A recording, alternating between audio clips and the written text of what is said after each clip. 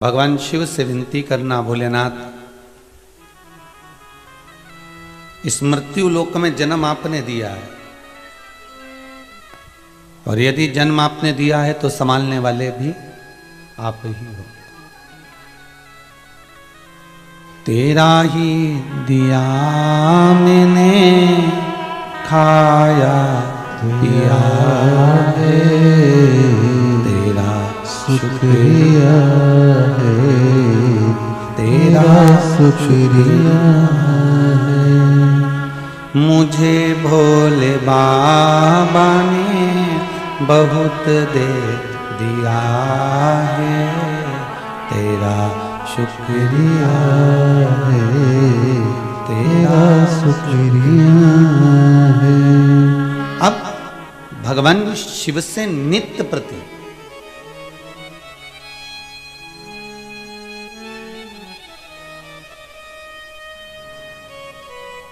देखिए, आपके जीवन का एक सुख, आपके जीवन का एक आनंद आप भगवान के श्री चरणारविंद में पहुंचकर पा सकते हैं। भगवान के पावन चरणों में पहुंचकर पा सकते हैं। पर शिव महापुराण और रामचरितमानस में तुलसी बाबा ने रामचरितमानस में लिखा, वेदव्यास जी ने शिव महापुराण में लिखा कि विश्वास लेकर अगर जीव जाता है तो उसको कुछ ना कुछ मिलता जरूर है। कल धन्ना जाट की जब अपन ने कथा सुनी थी तो उसमें कहा था कि एक पत्थर पंडित जी ने उठाकर दे दिया था उससे पीछा छुड़ाने के लिए, कि कैसे भी इससे पीछा छूट जाए, और एक पत्थर उठाकर दे दिया कि यही भगवान है तो इसी की पूजन कर ले। और एक पत्थर की पूजन धन्ना जाट करने लगा, छोटा सा बालक। और एक पत्थर की पूजन से भगवान प्रकट हो जाते हैं और प्रकट होकर धन्ना जाट को सब कुछ दे देते हैं, और सब कुछ के साथ में तो भगवान खुद उसके हो गए। सब कुछ अगर मिल भी गया और अगर भगवान हमारा नहीं हो पाया, विश्वास ही जागृत नहीं हो पाया, तो फिर क्या मतलब।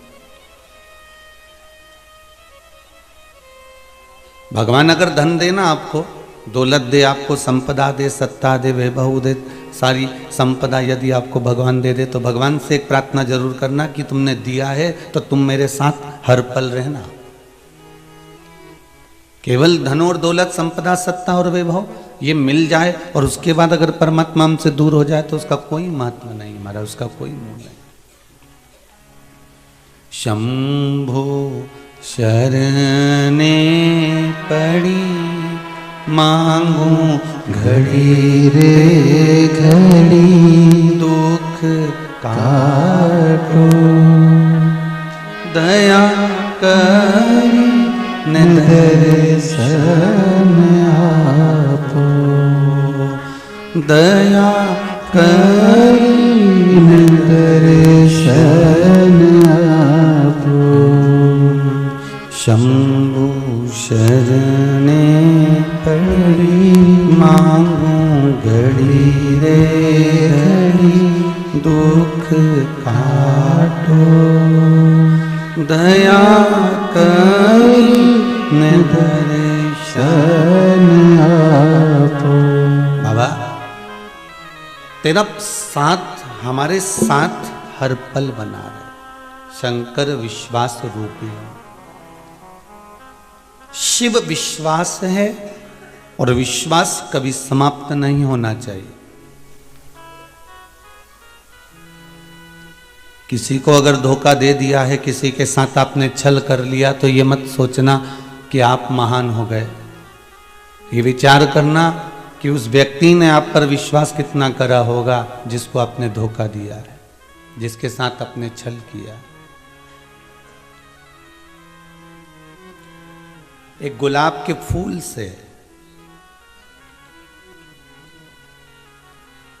कांटों ने पूछा तेरी जिंदगी क्या है।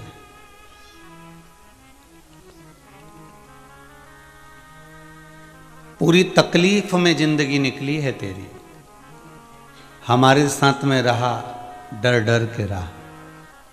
कहीं कांटे तुझ में चुभ ना जाए और पूरा फूल बिखर ना जाए, पूरा पुष्प बेकार ना हो जाए। तू हमारे साथ रहा तो डर कर रहा है। क्या जीवन है तेरा। और एक दिन जब टूटता है, कहीं चढ़ भी जाता है तो उतरने के बाद कहीं कचरे के ढेर में पड़ा रहता है, कहीं कचरे के ढेर में तू पड़ा हुआ है। क्या जीवन है तेरा। गुलाब के फूल ने कहा, रोज रोज मैं कचरे के ढेर में नहीं जाता, कभी कभी उतरने के बाद सूख कर गुलकंद भी बन जाता हूं। रोज कचरे के ढेर में नहीं जाता।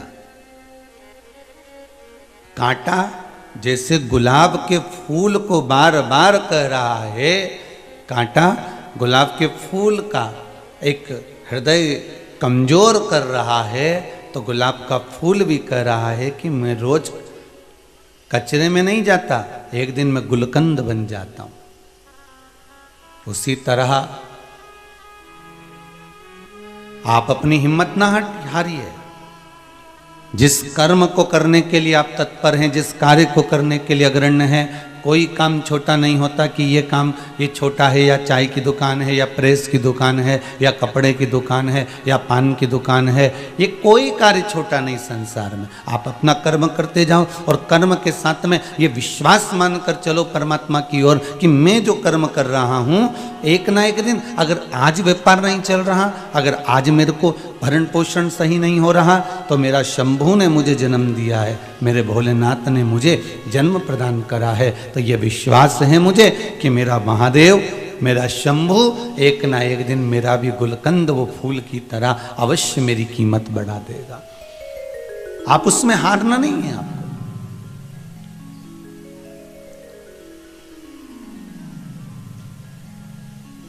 जीवन तो जीना है मनुष्य को। जैसे वो आइसक्रीम नहीं होती, खाओगे तो भी पिघल जाएगी, और नहीं खाओगे, अरे जम के तो बोलो, तो भी पिघल जाएगी। तो क्या करोगे, खा ही लोगे ना, क्योंकि पिघलने के बाद तो खाओगे नहीं तुम उसको। आइसक्रीम जैसा जीवन है।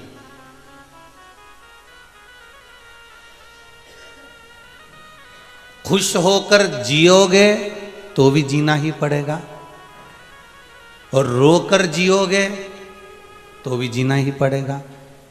अर्थात खाओगे तो भी पिघलेगी, नहीं खाओगे तो भी पिघलेगी। जीवन तो जीना है, भगवान ने मनुष्य का शरीर दिया है, तो रोकर क्यों जिए।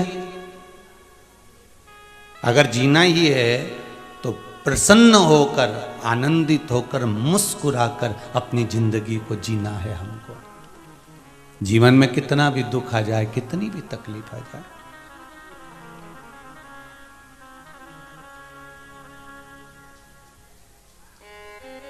कल एक बेटी कह रही थी, गुरुजी शाम की बात है, बहुत दुखी हो गई हूं मैं, इसलिए मैं तो जा रही थी प्राण छोड़ने के लिए, पर प्लान चेंज कर दिया। हमने पूछा क्यों। एक बार शिव के दरबार पर जाकर भगवान शंकर की आराधना करती हूं, बाबा हो सके मेरी सुने। क्यों मरना हमको।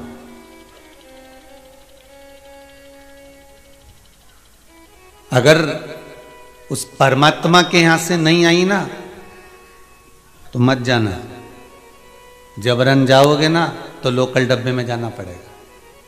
रिजर्वेशन नहीं होता तो धक्के बहुत खाना पड़ता है, वॉशरूम के पास बैठ के जाना पड़ता है।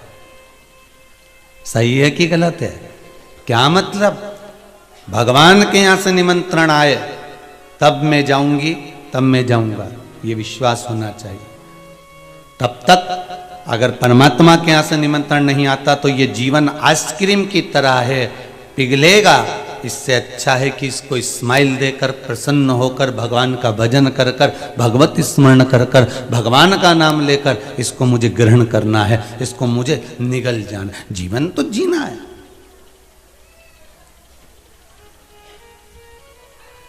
और किसके लिए रो रहे हो साहब? भगवान कृष्ण स्वयं गीता में कह रहे हैं कि तुम किसके लिए रो रहे हो? अर्जुन, ये तेरे सामने खड़ा है, ये भीष्म पितामह है। तुम मत चला बाण, ये भीष्म पितामह चलाएगा, प्रैक्टिकल करके देख। अर्जुन ने कहा ऐसा होता है क्या? मेरे पितामह मुझे मारेंगे? अर्जुन, अब मैं तुझसे कहता हूं कि तू रख दे ये गांडीव, रख नीचे गांडीव। अर्जुन ने जैसे गांडीव नीचे रखा, भीष्म पितामह ने साध कर बाण छोड़ा। भगवान ने कहा ये देख ले, किसके लिए रो रहा है अर्जुन?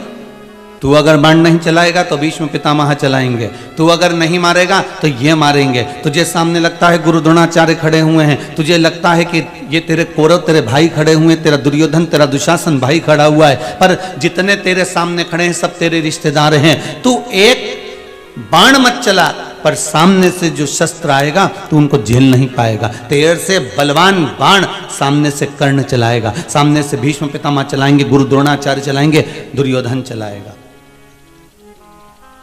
अर्जुन, किसके लिए रो रहा है तू? ये सामने खड़े इनके लिए।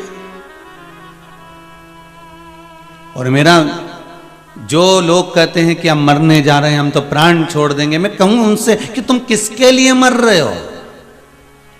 जो तुम्हारे जाने के बाद नुक्ती खाए, खोपरा पाक खाए, गुलाब जामुन खाए, तो क्यों तुम मरो? तुम तो जिंदा रह के उनके प्राण खाओ, क्यों मरो तुम?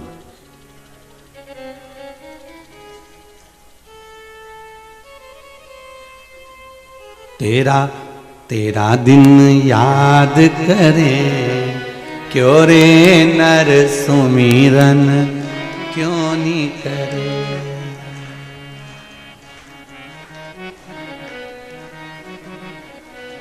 और फिर बाद में क्या करें? तेरा दिन बाद नुकती झड़े, जो रे नर सुमिरन क्यों नहीं करे, सुमिरन क्यों नहीं करे, क्यों रे मन सुमिरन क्यों नहीं करे। बड़ी मुश्किल से नर तन मिला है, बड़ी मुश्किल से नर तन मिला है। भजन क्यों नहीं करे, क्यों रे मन सुमिरन क्यों नहीं करे। भजन क्यों नहीं करे, क्यों रे मन सुमिरन क्यों नहीं करे। अर्जुन, इनको तू नहीं मारेगा तो ये तुझे मारेंगे। तुझे लगता है कि ये अपने हैं, पर संसार सागर में कोई अपना नहीं। जो जन्मे हैं अकेले जन्मे हो, संसार में दिखते सब अपने हैं, पर पीछे से धोखा देने वाले।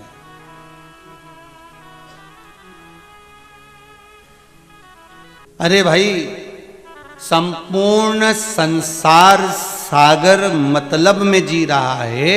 ये भगवान कृष्ण केवल अर्जुन से नहीं कह रहे, संसार के प्रत्येक जीव से कह रहे, प्रत्येक जीव से।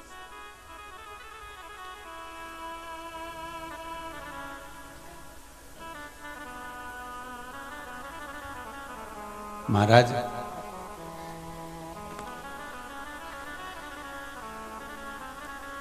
विश्वास अगर पूर्ण है, भरोसा अगर दृढ़ी है, तो परमात्मा सामने ही खड़ा मिल जाएगा।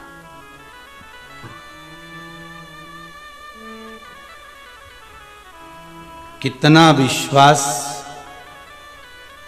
भगवान शंकर को अपने गणों पर होगा, और गणों का विश्वास कितना शिव पर होगा, वो देख लीजिए।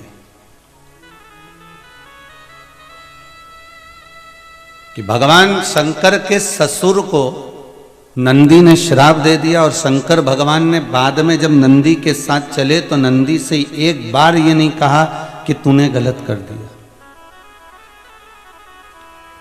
एक बार भी नहीं बोले। उन्होंने बस इतना जरूर कहा कि नंदी तूने ये क्या कर दिया। मेरे ससुर थे वो। प्रभु ससुर आपके थे, रिश्तेदारी आप निभाओ, हम आपके सेवक, आपके मित्र, आपके सखा, आपके द्वारपाल, आपके सेवादार, आपकी रक्षा करने वाले, हम आपका बुरा नहीं सोच सकते।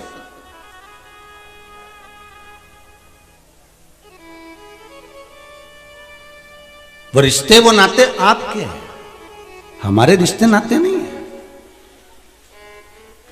हम तो केवल आपके सेवक हैं, आपके उपासक हैं, हमें कोई मतलब नहीं बाकी के किसी से। और एक बात बहुत अपनी जिंदगी में उतार कर रखिएगा साहब, जीवन में बहुत सुंदर बात कही है यहां पर नंदी ने, नंदी गण है, और नंदी ने यह बात शंकर भगवान के सामने कहा कि हमें आपसे मतलब है, दूसरे से नहीं। जिस समय आप मंदिर में जाते हैं तो मंदिर में कोई गण आपको दिखता है कि नहीं दिखता, पर भगवान शंकर का प्रिय गण नंदी जरूर दिखता है। और मंदिर के पहले, शंकर के मंदिर में पहुंचने के पहले, शिव जी से मिलने से पहले आप नंदी का दर्शन करते हो। प्रत्येक शंकर के मंदिर में पहले नंदी मिलता। वो क्या दिखने के लिए बैठा, वो शिव जी के सामने क्या दर्शा रहा है, वो नंदी शंकर के सामने क्या बोलना चाह रहा है। प्रत्येक शंकर के मंदिर में नंदी बैठा मिलता है, और वो नंदी हमको ये ज्ञान देता है कि मैंने शंकर भगवान के ससुर तक को नहीं देखा, मैं भगवान शंकर का हूं और शंकर का रहूंगा। तो नंदी ये कहता है कि आप जब शंकर के सामने आओ, आप शिव के द्वार पर आओ, आप शंकर के दरवाजे पर आओ, तो फिर संसार के होकर मत आना, शिव के होकर आना। फिर जैसे शिव मेरे लिए हैं वैसा मैं आपके लिए रहूंगा, फिर क्यों चिंता करें। झूठे नाते झूठे रिश्ते, अरे झूठा है संसार हमने देख लिया, सब मतलब के यार हमने देख लिया। शिव महापुराण की कथा कर रही है और वायु पुराण में वर्णन किया है, अगर नंदी गण नहीं होता तो संसार सागर में मनुष्य भी जहरीला होता। वैसे तो जहरीला आज भी है,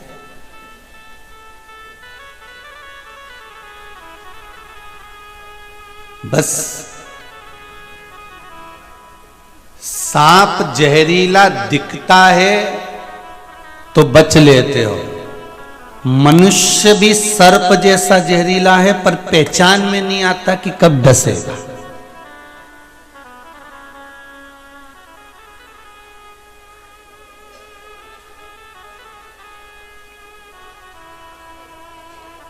अगर नंदी नहीं होता तो मनुष्य भी सांप जैसा विष उगलता, अगर नंदी नहीं होता तो।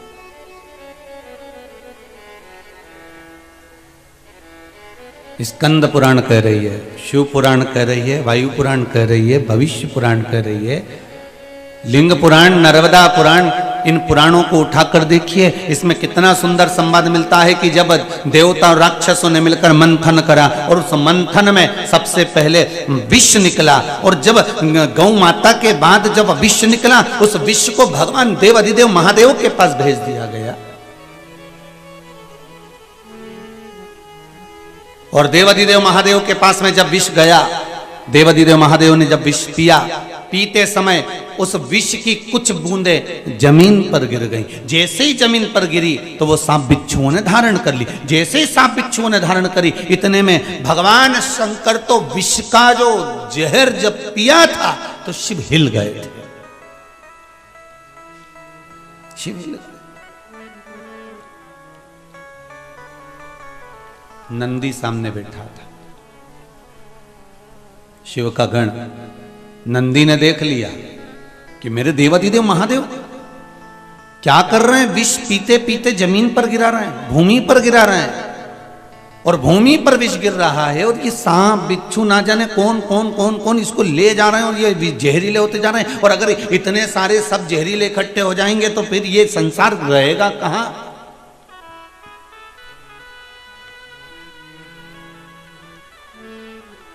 शिव विष पी रहे थे, बूंदे नीचे गिर रही थी, तो नंदी ने सांपों से पूछा। देखिए गण किसको कहते हैं, जरा बहुत ध्यान देना। केवल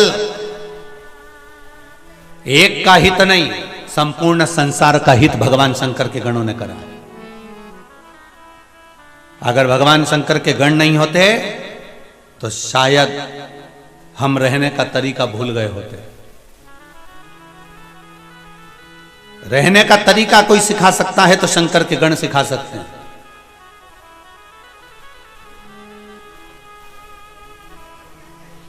भगवान शिव के गण सिखा।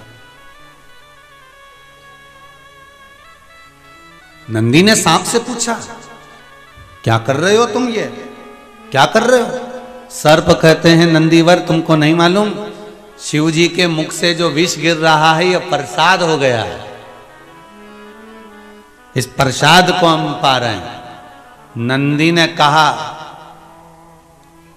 भगवान शंकर के पास में विष आया है पीने के लिए, प्रसाद देने के लिए नहीं।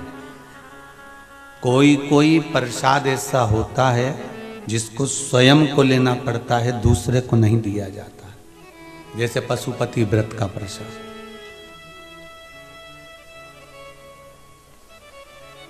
तुमने प्रसाद के 3 हिस्से करे, 2 हिस्से मंदिर में छोड़ कर आए, 1 हिस्सा साथ लाए।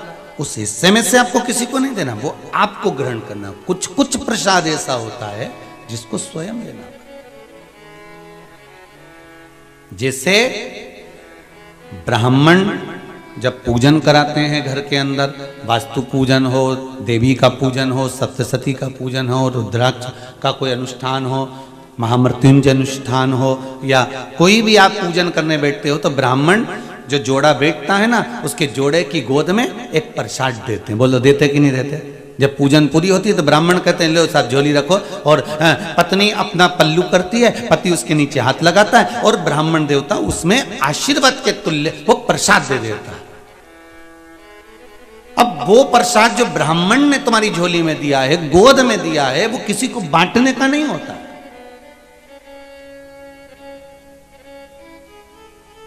तुम्हारी गोद का प्रसाद किसी को देने का नहीं होता। जैसे शिव महापुराण जब विराम होती है, तो विराम होने के बाद में जब 7वें दिन जब बेलपत्र बांटी जाती है, बेलपत्र दी जाती है कुबेर भंडार की, तो वो बेलपत्र, कई माताओं की आदत रहती है कि हमको 2 दे दो, हम 3 ले लें, हम 4 ले लें, तो हमारी बेटी को दे देंगे, ना उसको दे देंगे, ना उसको दे देंगे। अर्थात तुम अपनी लक्ष्मी दूसरे को दे रहे हो।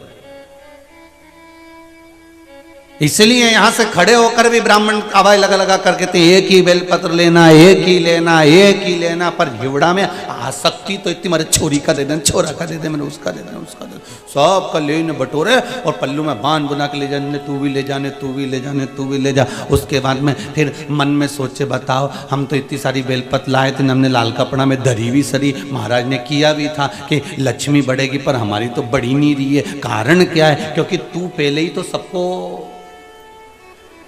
बट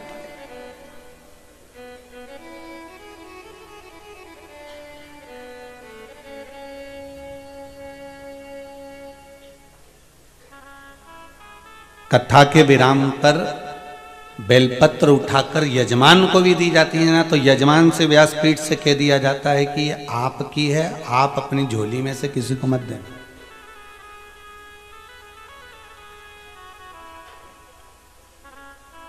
पर कितना समझाओ, हम तो इनंग से सुने, इनंग से निकाल दें, और बची कुची थी सब कपड़ा में से झटकार दे, और घर पहुंचे, और घर वालों ने कहा क्यों क्या लाई, सब छोरा छोरी की ने, बहू ने, बेटा उनकी सबकी भरी लाई।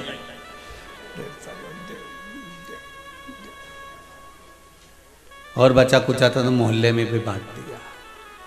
होता है, बांटने के लिए बहुत सी चीज है, आप बांटो, मना नहीं है, पर कोई अपनी तिजोरी का खजाना बांटता दिखा है। तुम्हारे घर में कितने सोने की रकम है तिजोरी के अंदर, तुम निकालो, बांट के बता दो। बेलपत्री विराम के दिन की तिजोरी की रकम से कम नहीं होती कि वो बर भंडार है, ये कुबेर का खजाना है, ये साधारण नहीं हो सकती, ये साधारण नहीं है।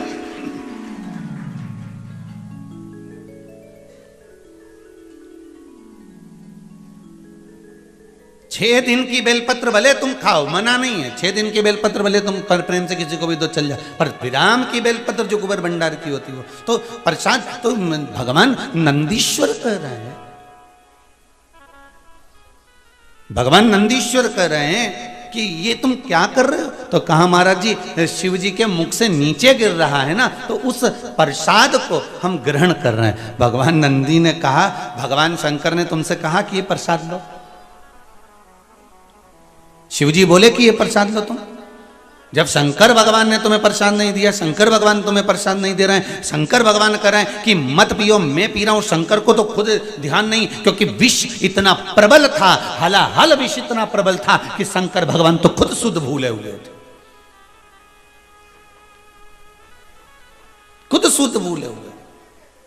तो क्या शिव जी ने आपको कहा कि प्रसाद ले लीजिए? नहीं।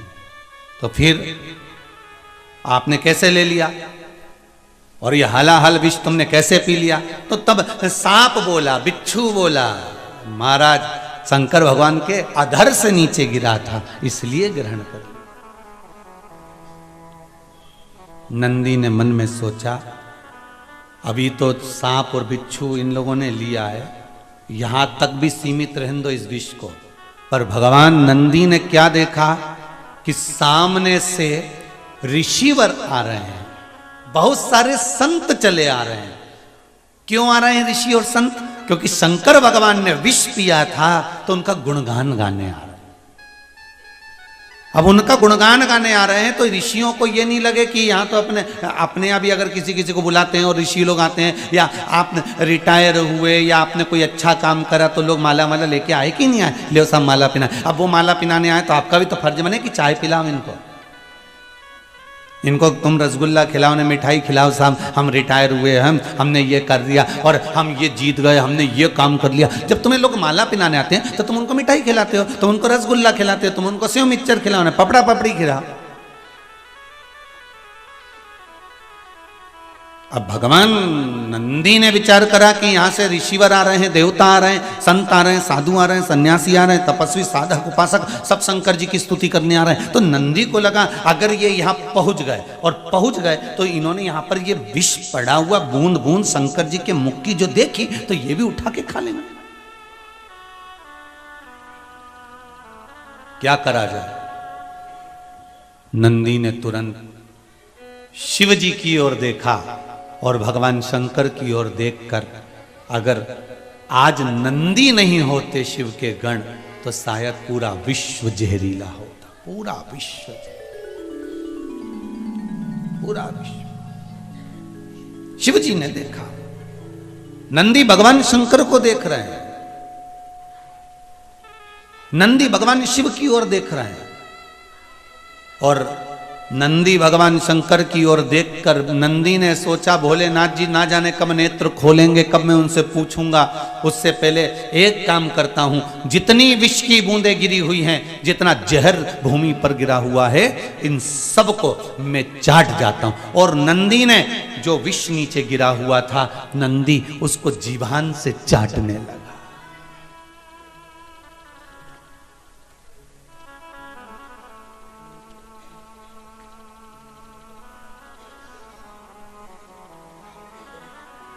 मनुष्य की जीवान, नंदी की जीवान, गौ माता की जो जिब्या होती है, आप लोगों में से कई लोग ऐसे होंगे जिन्होंने हाथ में रखकर कुछ खिलाया होगा। तो गाय जब जीवान फेरती है तो उसकी जीवान में हल्के से कांटे रहते हैं, ऐसे चुभने जैसे लगते हैं, जैसे कोई कुछ कंगा फेर रहा हो, कोई चीज से हमको खुजा ले रहा हो। दिया है कभी आप लोगों ने? गाय की जिभ्या में, नंदीश्वर की जिभ्या में थोड़ा सा भाव रहता है कांटे।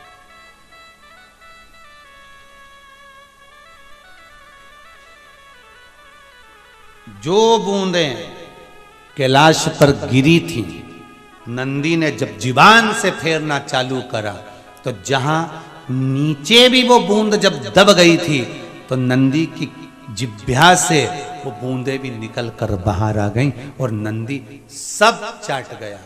चाटा नंदी ने, एक मौन अवस्था में नंदी बैठ गया। शिवजी के नेत्र खुले कब? जब ऋषियों ने आकर स्तुति करना प्रारंभ करी।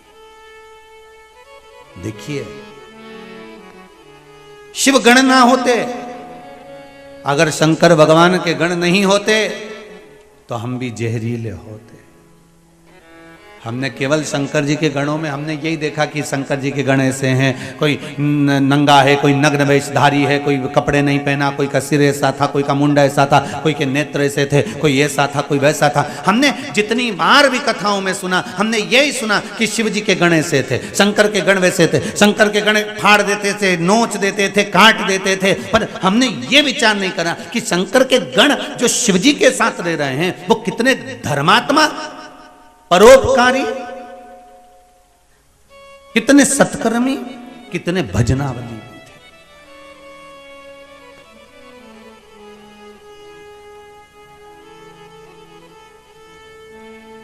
आप में से कितने लोग हैं जितने आस्था पर सुन रहे हो, जितने मोबाइल पर सुन रहे हो, फेसबुक यूट्यूब पर सुन रहे हो, कितने लोग हैं आप में से जो मंदिर जाते होंगे तो मंदिर में गंदगी देखकर वापिस आ जाते होंगे? कोई है ऐसा? अगर मंदिर आप जाते हो शंकर जी के तो शिव मंदिर में जाते हो, अगर आपको कहीं गंदगी नजर आती है तो आप पोछा लगा कर आ जाते हो। ये चीज आपने शिव महापुराण से सीख ली कि शंकर के मंदिर अगर हम जा रहे हैं, शिव के मंदिर अगर हम पहुंच रहे हैं तो वहां पर एकदम सफाई रखना है, हमें शिव मंदिर में आनंद रखना है। अब भगवान शंकर की दृष्टि खुली क्योंकि स्तुति ऋषियों ने, संतों ने, साधुओं ने, साधकों ने, उपासकों ने करी, दृष्टि खुली। और जब दृष्टि खुली, जैसे ही दृष्टि खुली तो नंदी की ओर दृष्टि गई। भगवान ओघड़दानी भगवान शंकर ने देखा नंदी को, आवाज लगाई, नंदी।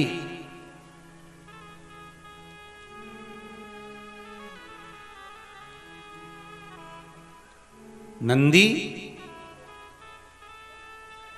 ओ नंदी, आवाज लगाई, नंदी हिला नहीं।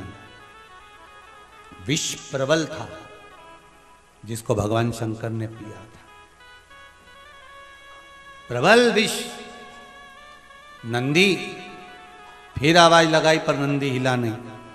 थोड़ी देर बाद देवाधिदेव महादेव जिन्होंने कंठ पर विष को रखा था वो उठकर खड़े हुए। सारे ऋषि, साधु, सन्यासी, तपस्वी, साधक, उपासक, संत, महात्मा सारे की सारे स्तुति गा रहे हैं। शंकर भगवान ने सबसे पहले नेत्र खोले तो उन साधु, संत, सन्यासी, तपस्वी, साधक, उपासक स्तुति गाने वाले पर नहीं गई भगवान की दृष्टि। अगर भगवान की दृष्टि गई तो नंदी पर गई।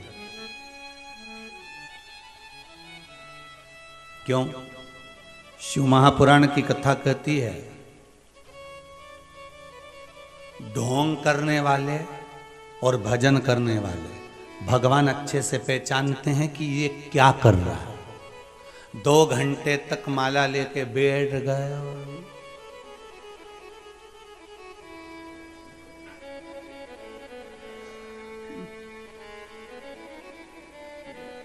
भगवान को मालूम है।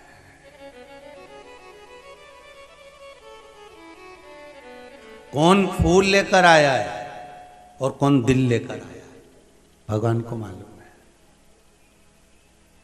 बिल्कुल नहीं बताया जाता भगवान को। भगवान को यह ज्ञात है कि कौन मेरे लिए आया है और कौन स्वयं के लिए आया है।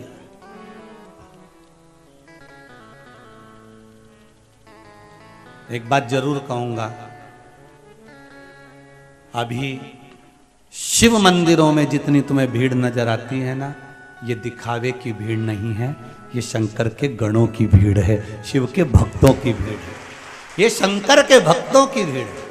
ये दिखावे की भीड़ नहीं है शिव मंदिरों में। अभी जो तुम सोमवार के सोमवार दर्शन करते हो, शंकर भगवान के मंदिर में पशुपति व्रत होते हैं, सोमवार का आनंद होता है, लोग मंदिर में 5-5 दिए लगा कर जाते हैं, ये दिखावे की भीड़ नहीं है, ये दिल से जुड़े हैं भगवान शंकर से। इसलिए शायद मेरा भोलेनाथ, मेरा ओघड़ी, मेरा शंकर दिल से देता भी है। एक पत्र आया बड़ा सुंदर,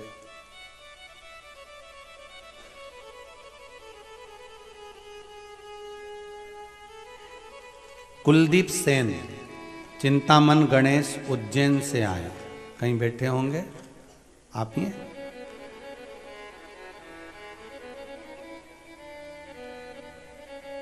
जरा खड़े होइए।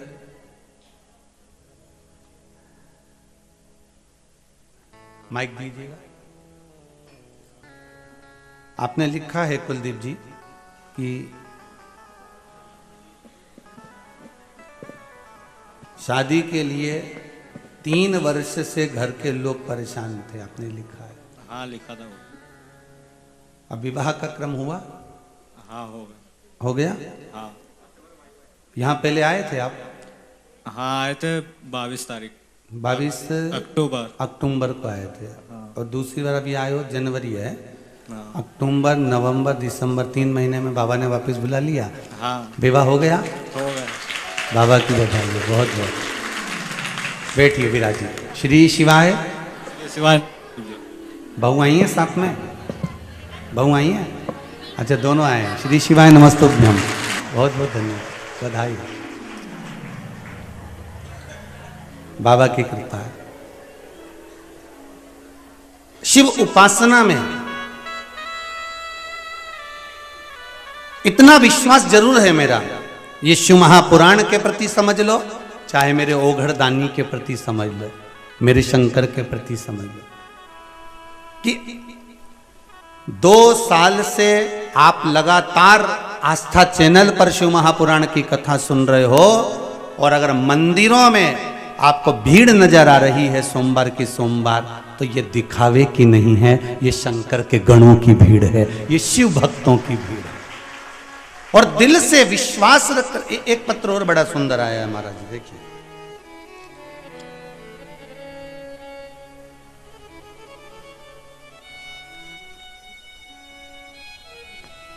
गुरुजी प्रणाम, मैं सुशीला पंचाल, मूसाखेड़ी, मयूर नगर, इंदौर से आई हूं। कहीं बैठे हैं क्या? उन्होंने पत्र लिखा है, मेरे पति की नौकरी चली गई थी गुरुदेव।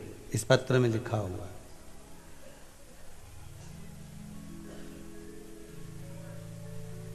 सोमवार की अष्टमी का 31 चावल के दाने, 31 बेलपत्र, 31 मूंग के दाने आपने चढ़ाने का उपाय बताया था।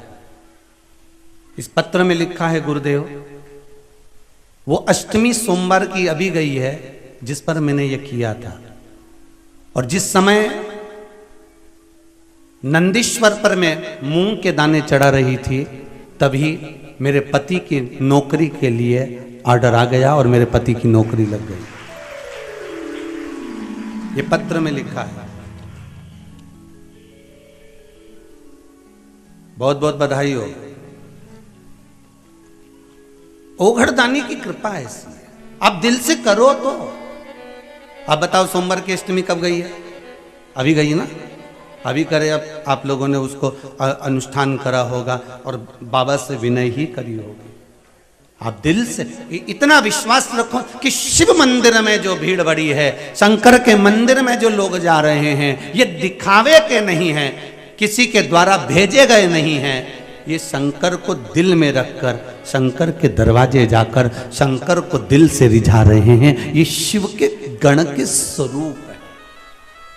ये शंकर की निंदा नहीं सुनने वाले में से, ये शिव की निंदा नहीं सुन सकते। ये शंकर के भगत हैं, शिव के उपासक हैं, शंकर के भक्तों के आनंद में, जैसे नंदी, भृंगी, श्रृंगी, ये सारे जो शिव के गण हैं, उन नामों में मुझे विश्वास है कि जो शंकर की स्तुति कर रहे हैं, शंकर का भजन कर रहे हैं, शिव महापुराण को नित्य श्रवण कर रहे हैं, ये मेरा विश्वास कहता है कि ये भी शंकर के गणों की गिनती में ही आएंगे। ये पीछे नहीं हटने वाले, ये शिव के अपने हैं, कोई दूसरे नहीं।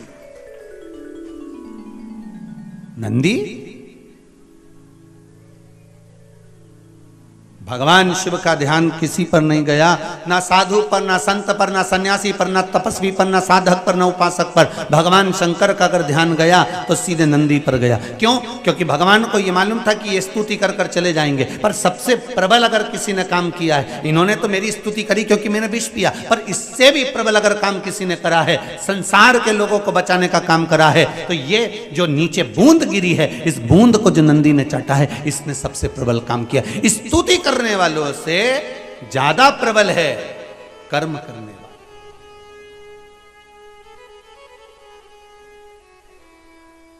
अरे भाई, स्तुति करने वालों का तो क्या है, जिसके गले में माला आती है लोग स्तुति उसी की करने लगते हैं।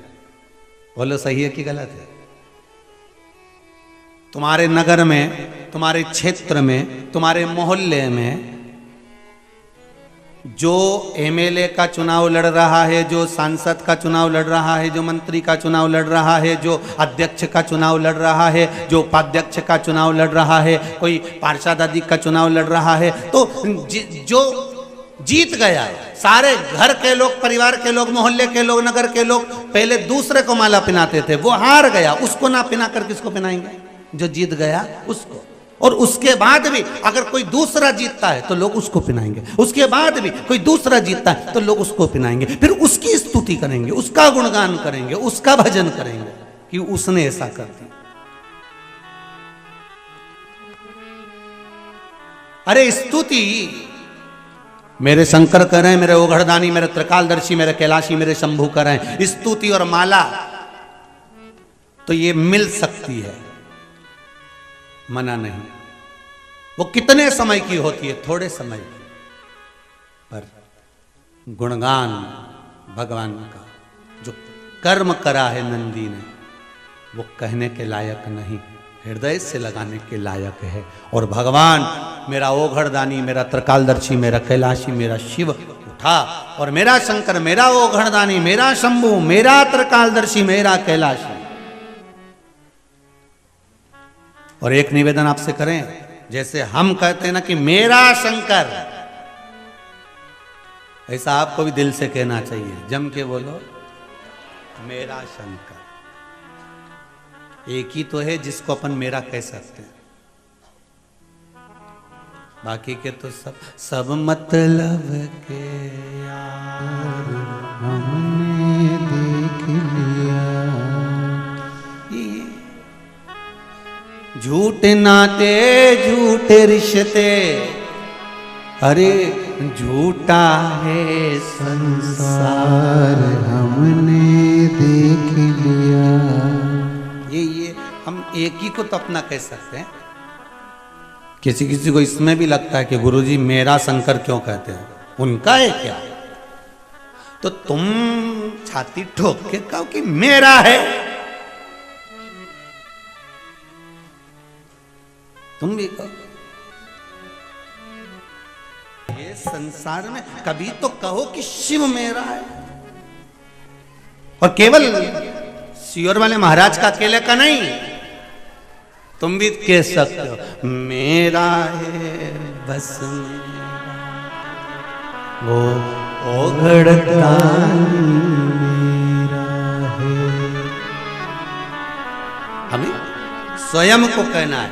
भगवान शिव ने कहा, ये संत, ये साधु, ये सन्यासी, ये तपस्वी, ये साधक, ये उपासक जो मेरी स्तुति करने के लिए आए हैं, देवलोक में मैंने जो विष पिया उसकी स्तुति करने के लिए अगर ये आए हैं तो वो करें, मना नहीं है। स्तुति करने में मना नहीं, पर मेरा ओघड़दानी, मेरा शंभू, मेरा त्रिकालदर्शी, मेरा शिव गए और नंदी को उन्होंने गले लगा लिया। नंदी तो अचेत पड़े हुए थे, अचेत, कोई चेतना ही नहीं थी, कोई चेतना। नंदी तो अचेत पड़े हुए हैं, कोई चेतना है ही नहीं शरीर में, कोई चेतना नहीं। महाराज, श्री शिवाय नमस्तुभ्यं। भगवान शंकर का जैसे ये मंत्र अचेत को भी चेतना दे देता है, उसी तरह शंकर भगवान का मात्र शिवलिंग का स्पर्श हमें चेतना प्रदान कर देता है। शिव मंदिर के दरवाजे पर जाने से चेतना मिल जाती है। शंकर भगवान नंदी के पास गए और चेतना प्राप्त हो गई। अचेत था, पड़ा हुआ था। एक भोपाल का एक बालक है, शायद कोलार का है, शायद उसका नाम शुक्ला, आदर्श शुक्ला, कोलार भोपाल से। उसकी मम्मी ने, उसकी माता ने उस बालक का वीडियो भेजा होगा, मैं कहूँगा आस्था चैनल वालों के पास में, अगर वो वीडियो हो तो जरूर दिखाना। 4 साल से बेटा कोमा में था और जो माँ ने पत्र लिखकर भेजा है उसको व्हाट्सएप पर भेजा है। 4 साल से मेरा बेटा कोमा में पड़ा हुआ था, अचेत था, उसकी कोई चेतना नहीं थी। डॉक्टरों ने जवाब दे दिया कि अब ये पड़ा है तो ऐसे ही पड़ा रहेगा। पर मैंने शिव महापुराण की कथा अभी गए समय से 2 महीने से सुनना चालू करी है। उस माँ ने उस पत्र में लिखा है और मेरे बेटे में चेतना आना चालू हो गई। 4 साल से जो कोमा में पड़ा था वो धीरे धीरे होश में आना चालू हो गया। मैं कहूँगा आस्था चैनल वालों को कि उसका वीडियो जरूर, उस माँ ने वीडियो भेजा है उसको, जो बेटा पड़ा हुआ था, चेत कोमा में पड़ा था 4 साल से, उसमें भी चेतना मेरा शंकर दे सकता है। जरा विचार करिएगा। उसकी मां ने जो लिखा कि मैं शंकर भगवान का जीवन भर एहसान नहीं भूल सकती। एहसान नहीं, मेरा शिव का द्वार मत भूलना। शंकर कहते हैं कि, और आपसे भी निवेदन है, हम ये नहीं कहेंगे कि आप कुबेरेश्वर धाम आओ, हम तो इतना कहेंगे कि आपके नगर में, अपने गांव में, अपने शहर में जो मंदिर हो आप तो वहां जाओ और उसको जाकर कह दो, पर दिल से कहना, फूल लेकर नहीं, दिल लेकर जाना मेरे शंकर के पास, दिल लेकर।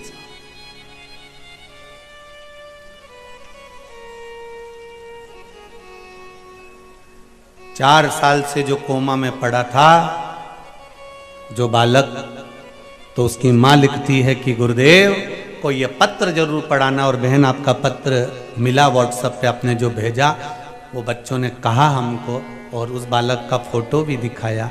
हम बाबा से यही निवेदन करें कि अभी उसमें इतना आराम लग गया है तो बाबा उसको और आराम लगाएगा, और जरूर ये पक्का है कि वो बालक एक दिन चलकर कुबेरेश्वर धाम जरूर आएगा। ये विश्वास है, ये भरोसा है। और विश्वास स्वयं तुलसी बाबा कहते हैं, भरोसो दृढ़ इन चरणन करो। स्वयं सूरदास जी कहते हैं, भरोसो दृढ़ इन चरणन करो। केवल सूरदास बाबा कह रहे हैं कि भरोसा रखो, और तुलसीदास जी कहते हैं विश्वास रखो शिव चरण में। सूरदास जी कह रहे हैं, भरोसो दृढ़ इन चरणन करो, श्री वल्लभ नक चंद्र चटाविन सब जग माही अंधेर। भरोसा रखो। महाराज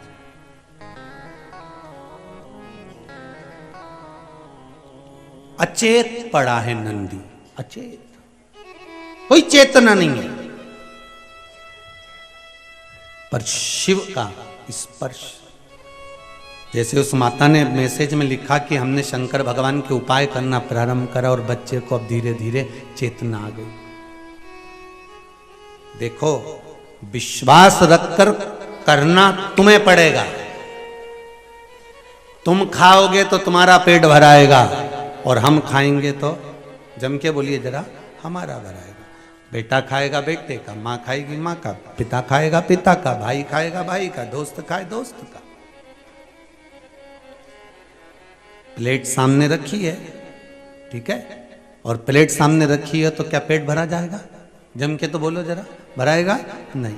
प्लेट रखी है पर पेट नहीं भराएगा। खाना पड़ेगा, कर्म करना पड़ेगा, रोटी का टुकड़ा तोड़ना पड़ेगा, मुख में डालना पड़ेगा। मुख में डाल भी दिया तो दांत से चबाना पड़ेगा, जिह्वा से उसका स्वाद लेना पड़ेगा, गले में उसको घटकना पड़ेगा, महाराज कर्म इंद्रियां भी कर रही है तो कर्म अपने को भी करना, कर्म प्रधान है, गीता जी में भगवान कृष्ण कहे कर्म प्रबल।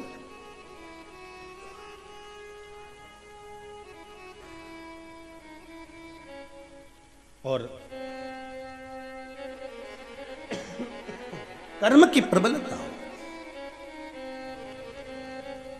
कर सेवा तू लगन लगा के, मन में सच्चा भाव जगा के। महाराज कर्म प्रबल करो।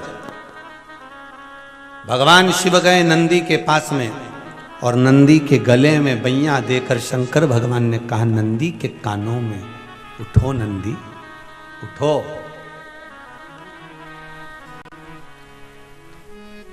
एक बार ये कथा कहीं कही तो किसी ने कहा गुरुजी वो शंकर भगवान ने नंदी से क्या कहा था? तो ये तो नहीं मालूम कि नंदी से क्या कहा था, पर इतना जरूर कहा होगा श्री शिवाय नमस्तुभ्यं, श्री शिवाय नमस्तुभ्यं, श्री शिवाय नमस्तुभ्यं। ये चेतना दे देता है मन को। जनमानस को चेतना प्रदान कर देता है ये मन।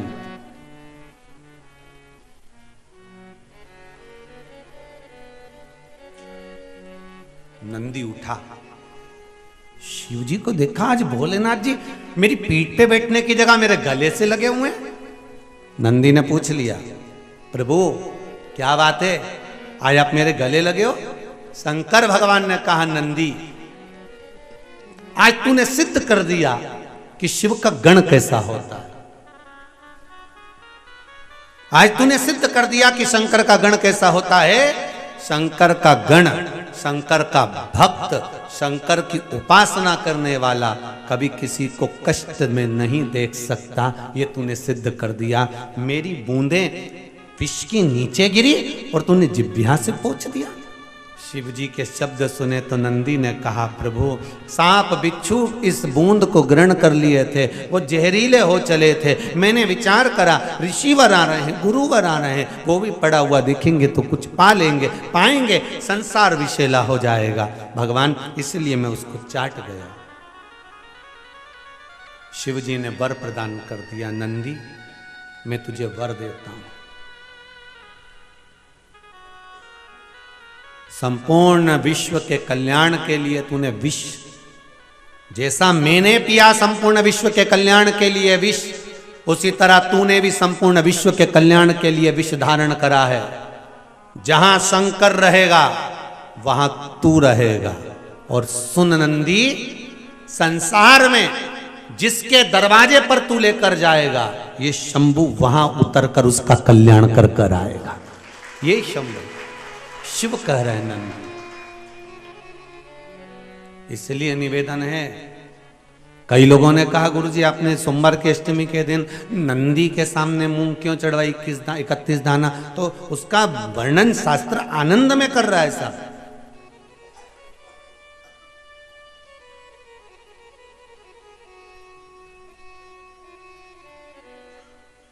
कितना वो तुम तो नंदी पे भी जानते हो, तुम तो अभी अपने यहाँ जैसे दूल्हा दुल्हन की शादी हो ना, छोरा छोरी की, तो जब छोरे की शादी होती है ना, तो जब वो घोड़ी पे चढ़कर जब दूल्हा बनकर जाता है तो तुम तो नंदी के सामने मूंग की बात करते हो ना। घोड़ा घोड़ी पे जो चढ़ के जाए तो उसको चने की दाल गला के खिलाए। तो अब तुम वो दूल्हे की माँ से पूछो क्यों रे माता जी, काकी जी ने, बुआ जी, तुमने इसको चने की दाल क्यों खिलाई? पूछो वह घोड़ी के क्यों खिलाई, वह घोड़ा के क्यों खिलाई? पूछा जाए जरा कि उस घोड़ा घोड़ी के चने की दाल क्यों खिलाई?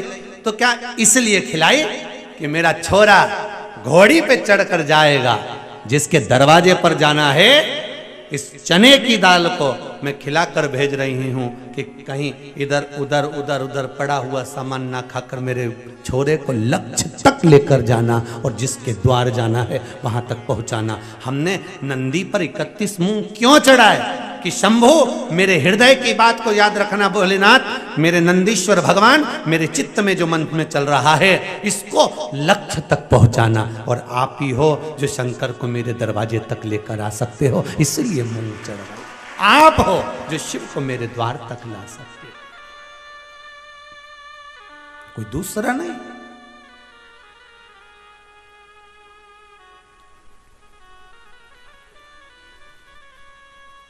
नंदी को गले से लगा लिया, कितना फलित, कितना आनंदित होंगे। इसलिए शायद शिव महापुराण की कथा कहती है, शंकर का अनुमोदन कहता है, शिव महापुराण वर्णन करती है, स्कंद पुराण में शंकर का पावन चरित्र कहता है, स्वयं भगवान शिव की लीला करती है कि एक बार रावण लंकाधिपति कुबेर को जीत कर आ रहा था, और रावण लंकाधिपति जब कुबेर को जीत कर आ रहा था तभी बीच मार्ग में भगवान नंदीश्वर दिख गए, कैलाश पर नंदी नजर आ गए, और नंदी को देखा तो हंस दिए। नंदी को देखकर हंस रहे कि ये बताओ, नंदी का मुख देखो, शरीर मनुष्य का है और मुख बेल का लगा हुआ है। अरे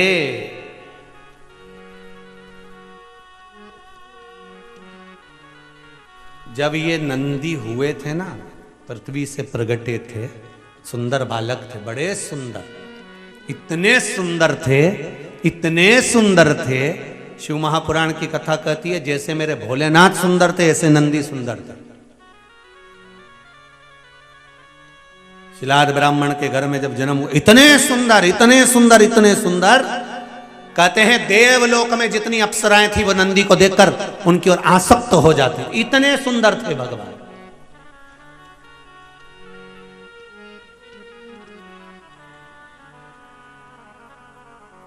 अब लोग कहते हैं ये गणों ने कोई सी पुस्तक लिखी है क्या? हमारे यहाँ तो पढ़े लिखे लोग पुस्तक लिखते हैं, पर शंकर भगवान के गण कोई पुस्तक लिख सकते हैं क्या? कोई आंखों से 4, कोई मुंडा से 5, कोई 6, कोई का पाँव नहीं, कोई का हाथ नहीं, कोई का पेट नहीं, कोई की छाती नहीं, ये कोई पुस्तक लिख सकते हैं? हाँ, शंकर भगवान के गण नंदी ने एक पुस्तक लिखी जिसका नाम था कामशास्त्र।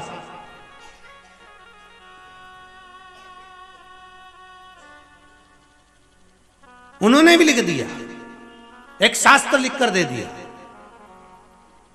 देवलोक की अप्सराएं, देवलोक की देवताओं के धाम में निवास करने वाली अप्सराएं नंदी को देखकर इतने आनंद में, इतना सुंदर बालक, इतना सुंदर बालक, इतना सुंदर बालक, बस इतना सुंदर जितने मेरे देव अधिदेव महादेव सुंदर, क्योंकि शंकर का ही तो एक स्वरूप है नंदी। जितने शिव सुंदर, कर्पूर गौरम करुणावतारम संसार सारम भुजगेवा सदा संतं विजयार वंदे भवं भवानी सहितं। इतने सुंदर है जो कर्पूर गौरम, कर्पूर के स्वरूप की तरह नंदी भी इतने सुंदर, मेरा शंभु भी इतने सुंदर, मेरा विश्वनाथ, मेरा महांकाल राजा, मेरा कैलाशी, मेरा कुबेर भंडारी, मेरा कुबेरेश्वर महादेव इतना सुंदर। नंदी भी सुंदर है, शिव भी सुंदर। अब नंदी को देखकर सब आसक्त हो जाए। तो नंदी ने विचार करा कि अगर मैं इतना सुंदर रह गया और शंकर जी की सेवा में रहा और लोग शिव जी के दर्शन करने आए, शिव के धाम में पहुंचे और मुझसे मिले, ये अच्छी बात थोड़ी ना। उन्होंने शंकर जी से कहा, भोलेनाथ, शिव जी ने कहा मांग तुझे क्या चाहिए? प्रभु प्रभु, हाँ, मेरा चेहरा पशु का कर दो, बैल का कर दो, वृषभ का कर दो। शिव जी ने कहा इतने सुंदर नंदी का चेहरा अगर मैं वृषभ का बनाऊंगा, बैल का बनाऊंगा, अच्छा लगेगा?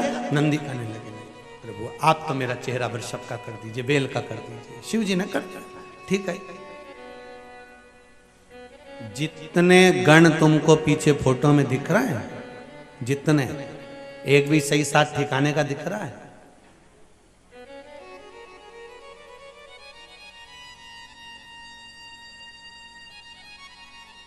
एक भी कहीं कहीं कहीं का ठिकाने का दिख रहा हो कि तुम किसी को वो कौन सा सुंदरी का अवार्ड होता है? हाँ जो भी हो भगवान, ऐसा कोई अवार्ड इनमें से एक आध को देना हो तो बता दो, जितने गण दिख रहे हो तुम। शिव जी के गणों में कोई तो अच्छा सुंदर सब है, सब सुंदर है, तो कैसे कह सकते हो कि सब सुंदर है? तो शिव महापुराण की कथा में कहा है सत्यम शिवम सुंदरम, मतलब जो सत्य के मार्ग पर चलता है उसको शिव मिल जाता है, और जिसको शिव मिल गया उसका जीवन तो वैसे ही सुंदर हो जाता है। तो हमको लग रहा है कि ये सुंदर नहीं है, हमको लग रहा है कि इन्होंने रूप बदल कर रखा है, कोई 12 आंख रखे, कोई 12 हाथ रखे, कोई पांव रखा, कोई सिर रखा, पर इनकी सुंदरता भले हमें लगे कि ये सुंदर नहीं दिख रहा है, पर ये हृदय के सुंदर। संसार में 2 तरह के लोग होते हैं साहब, एक सुंदर तो बहुत दिखे, बहुत सुंदर साहब, अरे उनकी बहू ऐसी जोरदार, अरे उनकी बेटी ऐसी जोरदार, ने उनका छोरा इतना जोरदार, ने उनकी काकी ऐसी सुंदर, ऐसी सुंदर, इतनी बढ़िया, फिर क्या? फिर वो ऊपर रह रही है, अपन नीचे रह रहे, मतलब केवल चेहरे की सुंदरता थी पर भीतर की सुंदरता नहीं, भीतर की सुंदरता नहीं।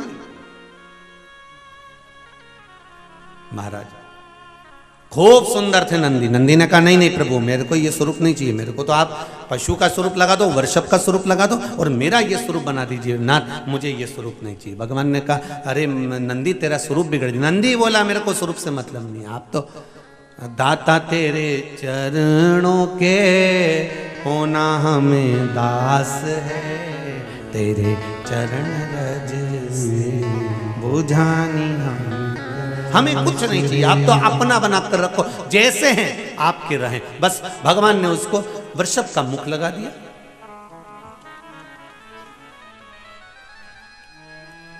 नंदी का मुख, बैल का मुख लगा दिया। महाराज सामने से लंकाधिपति रावण आ रहे थे, और कहां से आ रहे थे? कुबेर को जीत कर। अब कुबेर पर आक्रमण कर कर, कुबेर पर विजय प्राप्त कर कर कुबेर को जीत कर आ रहे थे, तो इनके भीतर अहंकार आ गया, लंकाधिपति रावण के भीतर अभिमान। जब कोई जीत कर आता है ना कुछ जीत कर आए, भले चाहे तुम चुनाव जीत कर आओ, चाहे पद जीत कर आओ, चाहे कोई वस्तु जीत कर लाओ, चाहे कोई सामग्री जीत कर लाओ, चाहे तुम कुछ भी, एक वो साधारण सा पहले होता था ना, वो ऐसे तखत पे पाउडर का डब्बा रख देते, साबुन धर देते, ऐसा एक आध 2 सामान और धर देते, सरफ की थैली, और ऐसा उसमें रिंग रहता, ऐसा फेंकते, उसमें अगर रिंग आ गया तो सामान जम के तो बोलो तुम्हारा, बस वो रिंग अगर उस पर गिर गया तो वो तुम्हारा सामान। अब लोग उसको 4 रिंग ले लें, भैया मेरे को 2 रुपया का 4 रिंग दे दो, 4 रिंग लिया और एक एक फेंके, और पाउडर का डिब्बा जैसे ही उसका खुल गया, अब वो तो इतना फूल गया खुलते से। अब पाउडर का डिब्बा 5 रुपए का और फूला इतना 50 रुपए का, इतना। अब ये कब तक फूलेगा? जब तक घर नहीं जाएगा। और घर गया ना, और जो पाउडर का डब्बा दिया, इतने में घर के लोगों ने, मम्मी ने पूछ लिया छोरा कहां से लाया?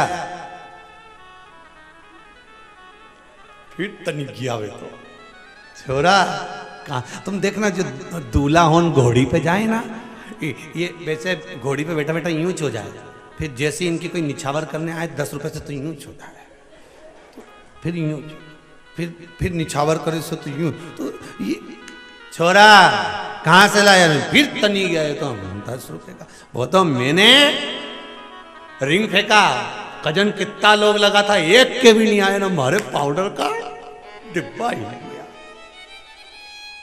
अब इसने तो कह दिया पाउडर का डिब्बा आ गया, और इसकी मम्मी के समझ में आ गया 3 दिन से वो 2 रुपया नहीं मिल रही है। अब ये के 2 के पाउडर बना दिया। अब रावण को थोड़ा सा अहंकार आ गया। वैसे तो लंकाधिपति रावण को अभिमान तो था, बहुत था, पर आज विजय प्राप्त कर कर आ रहा है, आज जीत कर आ रहा है, कुबेर का खजाना जीत कर आ रहा है, कुबेर पद को जीत कर आ रहा है। और जो अलकापुरी से जीत कर आ रहा था और सामने नंदीश्वर आ गए, भगवान शंकर के गण आ गए, और जो नंदीश्वर आए, जो शिव के गण आए, इसने क्रोध में आकर अहंकार की भाषा कह दी, अरे कौन हो तुम, कौन हो? नंदी ने कहा तुम मुझे पहचानते नहीं हो। रावण नंदी को कई बार मिल चुके थे, क्योंकि रावण किसकी आराधना करते थे? शिव जी की।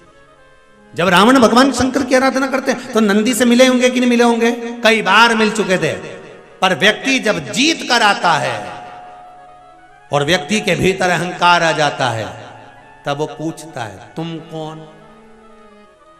साहब हम तो तुम्हारे मोहल्ले में तो रहते थे, ऊपर किराए के मकान में, तुम नहीं पहचाने हमको? हूं, तुम कौन? मतलब जीता है, अभिमान आ गया, अहंकार आ गया, तुम कौन?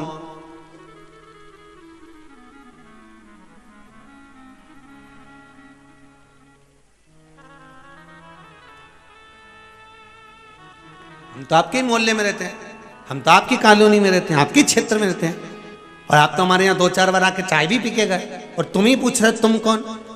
अब रावण के नंदी से तुम कौन? तो नंदी ने कहा लंकाधिपति लंकेश, क्या तुम भूल गए मुझको? शिवगण नंदी हूं मैं। इतने में लंकेश के मुख से निकल गया, हंसकर ठहाका लगाकर रावण ने कहा, रावण संहिता में लिखा है, आप पढ़ सकते हो। रावण संहिता में लिखा है कि लंकाधिपति रावण ने ठहाका लगाया, हंसा, और हंसते हुए कहा, जरा अपना मुख देखा है तुमने?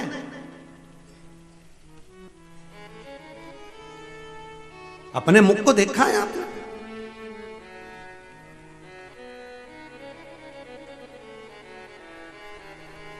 बहुत अंतर है महाराज।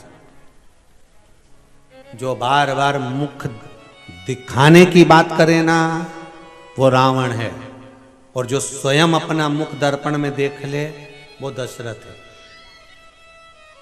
दशरथ जी ने सिंहासन पर बैठकर दर्पण बुलाकर अपना मुख देखा था, और देखा कि मेरे बाल श्वेत हो गए हैं।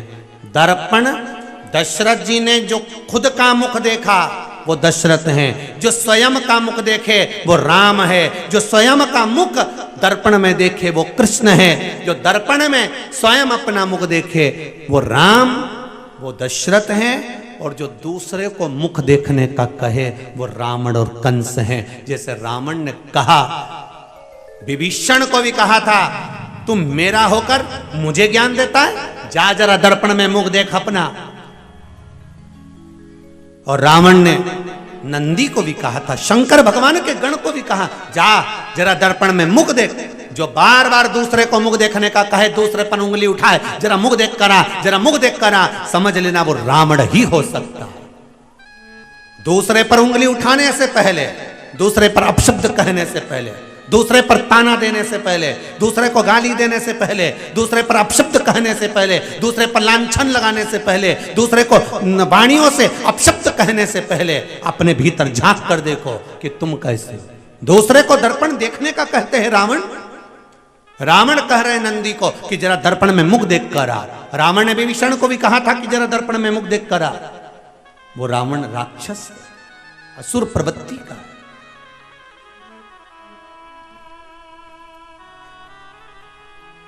हम क्यों कहें,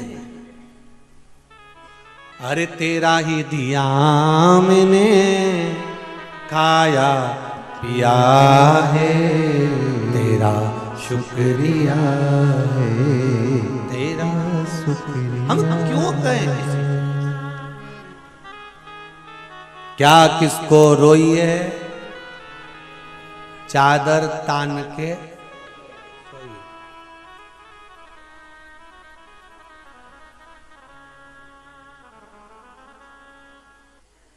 एक भक्त आया था आगरा से,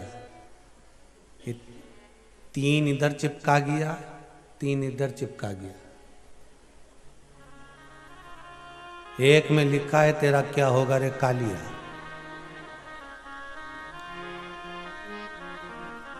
और क्या किसको रोइए, चादर तान के सोइए। जो शिव महापुराण में बोलते हैं ना, वो उसने लिख के ले आया और चिपका के चले गए। तुमने कहा क्यों ये चिपका रहा है? हाँ गुरुजी, कभी कभी कथा नहीं होती है ना तो लोग पढ़ के ही चले जाएंगे, नहीं सुनेंगे, पढ़ेंगे तो सब चिपका गया। अच्छा, शंकर जी के जितने भगत हैं नहीं, सभी इनसे कम नहीं, जो आए नहीं है सब इनसे कम नहीं हो सकते। और सब अब वो 8-10 माताएं मिलके वो कुआं के पास में वो पत्थर उन पड़े, उसी पे बैठ के घर से टिफिन लाई होंगी तो भोजन कर रही होंगी। हमने मन में सोचा बताओ कैसे वो पत्थरों पे बैठी होगी, कैसे भोजन कर रही होगी, कंकर ही कंकर तो सब है, कैसे बेचारी भोजन कर रही होगी। हमने अंदर से उसको बोला आकाश को कि आकाश बोल के आओ, थोड़ा अच्छी वाली जगह पे बैठ के भोजन कर लो, जहाँ पर अच्छी साफ जगह।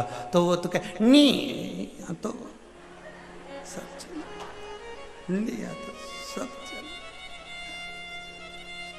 अब मन ऐसा दुख है कि एक आध लड्डू लुढ़क गया, मान लो कभी कभी हो जाता है? उसमें वो एक बार वो कहाँ, वो नर्मदा जी का तट बड़वानी का खलघाट, वहाँ खड़घाट साइड कथा हो रही थी और जजमान बोले कि गुरुदेव गुरुदेव, हमने कहा क्या है? तो कहे गुरुजी यहाँ पर अपन सब मिलके, हमारा मन है कि सारा कार्यकर्ता मिलके यहाँ पर दाल बाफला बनाए, दाल बाटी बनाए।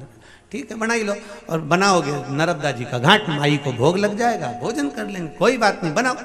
अब उन्हें शाम पड़ा, बाफला उन बनाया, और बाफला बनाने बढ़िया सिकाकर बढ़िया जोरदार तैयार।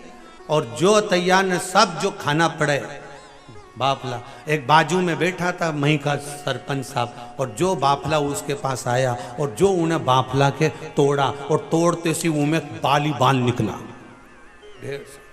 अब बाली बाल निकला। अब जो बाल निकला तो बापड़ा घबरा गया, बाफला में बाल। अब सबके लगा कि यहां तो कुछ गड़बड़ हो गया। अब ये तो बोले गड़बड़ हो गया, पर हमने जिसने बाफला बनाया उससे पूछा इधर आ रहे बाफला में बाल कहां से आया इतना सारा? तो क्या एक बाफला हम बना के ऐसे रखे थे, वो लुढ़क गया तो आगे गया। तो हम गए तो हमने कहा भगवान का चमत्कार हो गया, एक की जगह 2 बाफला मिल गया। तो हमने कहा 1 से 2 कैसे हो गया? यही तो समझ में नहीं आया, नरब्दे हार, एक की जगह 2 बाफला हो गया। हमने कहा जरूर किसी बच्चे की बेचारा की जमाल उतारी होगी, लोया में भरी होगी, उसका गोला बनाया होगा, उके धरा होगा, और ये गया तो उके भी उठा के उबाल दिया होगा, गोला में खा ले। हे राम, अब ये तो समझे चमत्कार हो गया, नरब्दे हार, 2-2 बाफले घर, और इनके बने लोहे में। तेरे शंभू भगवान, अब इनने ठीक जहां तुम्हारी मर्जी पड़े, शंकर कंकर शिव आनंद है। हर हर महा। अब नंदी को देखकर लंकाधिपति रावण को थोड़ा सा अभिमान जो आया, और अभिमान के शब्द कह दिया, अहंकार के शब्द। जरा दर्पण में मुख देख करो, जाओ जरा दर्पण में मुख देखो, दर्पण में मुख देखो, मतलब अभिमान के शब्द।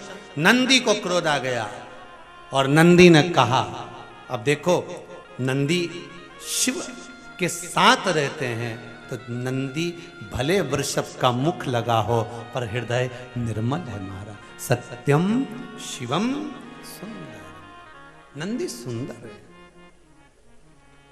जो शंकर की आराधना करने वाले होते हैं ना, शिव का भजन करने वाले होते हैं, शिव की आराधना करने वाले होते हैं, शंकर का स्मरण करने वाले होते हैं, शिव तत्व को जानने वाले होते हैं, शंकर के मंदिर जाने वाले होते हैं, शंकर पर एक लोटा पानी चढ़ाने वाला, एक बेलपत्र चढ़ाने वाला, शिव का अभिषेक करने वाला, शंकर का अनुमोदन करने वाला जो होता है वो भीतर से, बाहर से कैसा भी दिखे जब, पर भीतर से वो निर्मल होता है, उसके भीतर कपट नहीं हो सकता।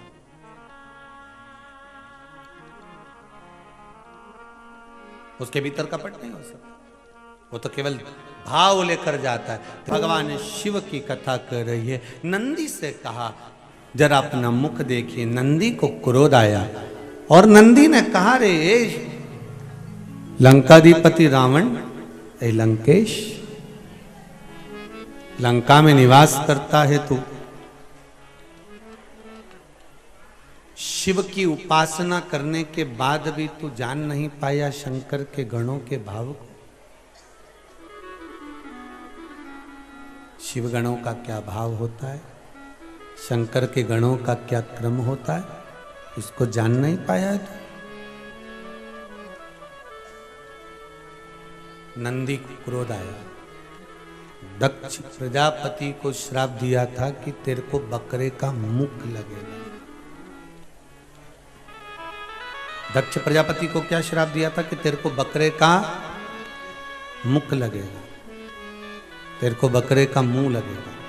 और रावण को श्राप दे रहे हैं नंदी, तुम मेरा चेहरा देखकर हंसा है, जिस चेहरे को देखकर हंसा है पशु के, ऐसे ही पशु, ऐसे ही पशु तेरा विनाश करेंगे, तेरी लंका में आग लगाएंगे, चेहरा बदले हुए ही पशु था। ये मेरा श्राप है। शिव के गण, भगवान शंकर के गण कोई साधारण नहीं है। किसी किसी गण को तो भगवान शंकर ने गुरु तक बनाया है जी। भगवान शिव ने गुरु पद दिया। महाराज शिव महापुराण की कथा कहती है, भगवान जिसको जन्म देता है उसको एक कोई अच्छा गुण देकर पैदा करता है। संसार में जितने जन्मे हैं ऐसा कोई व्यक्ति ऐसा नहीं जन्मा जो व्यर्थ हो, सबको गुणी बनाकर भेजा है भगवान। पर हमारी आदत ऐसी है, हम लोग ये विचार करते हैं मुझको उसके जैसा बनना है, मुझे उसके जैसा बनना है। हम ये विचार करते हैं कि मेरे को उसके जैसा बनना है। भगवान शिव की कथा कर रही है, शिव महापुराण की कथा कर रही है, हमें किसी के जैसा नहीं बनना, हमको तो हमारे भीतर से गुण प्रकट करना है। जो भगवान ने देकर भेजा है उसको, हीरे को हमें खोजना। कोई एक टैलेंट भगवान देकर भेजता, कोई एक हुनर भगवान देकर भेजता, और भगवान ने अगर किसी हुनर को देकर भेजा है तो उस हुनर को खोजने का प्रयास करिए। संसार में जितने जन्मे हैं, चाहे छोटे से लेकर बड़ा तक हो, एक ठेला चलाने वाला हो, चाहे ऑटो चलाने वाला हो, चाहे रोड पर बैठकर बूटा साफ करने वाला क्यों ना हो, चाहे बुआरी काटने वाला क्यों ना हो, भगवान ने सबको एक, भगवान शिव, शिव महापुराण की कथा कहती है भगवान जब पैदा करता है तो एक हुनर देकर पैदा करता है। उस तत्व को हमें ढूंढना है।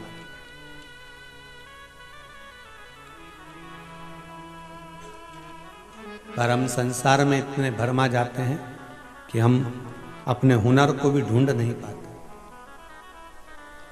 अपने भीतर के हुनर को ढूंढने का प्रयास करिए।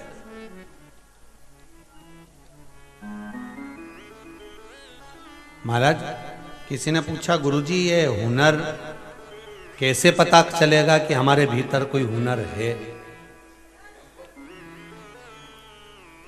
शिव महापुराण की कथा कहती है, जिस कार्य में आप लगे हुए हो, जिस कार्य में लगे, और उस कार्य को करते करते आपको उपन्ना है, उबो ना।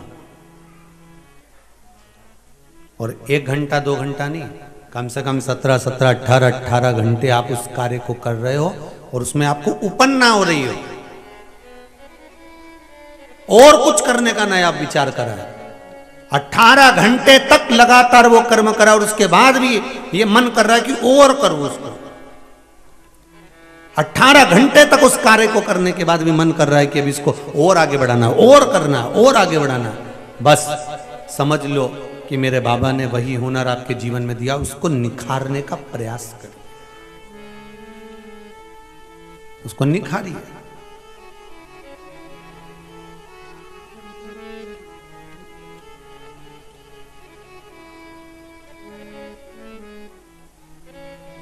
महाराज, पाने की ललक संसार में ना होती, सोने की चमक सोने में ना होती, फिर कौन पूछता? परमात्मा को पाने की अगर ललक है तो परमात्मा की ओर जा करो। अगर कुछ हुनर तुम्हारे भीतर है, तुम भजन गा सकते हो, भजन का हुनर है, तुम कुछ अच्छा बना सकते हो, बनाने का हुनर है, तुम अच्छी अगर रेसिपी बना सकते हो, उसका हुनर है, तुम्हारे भीतर कोई एक भगवान गॉड गिफ्ट देकर भेजता है, संसार में सबको दिया, उसको हमें प्रकट करना है, हमें उसको प्रकट करना।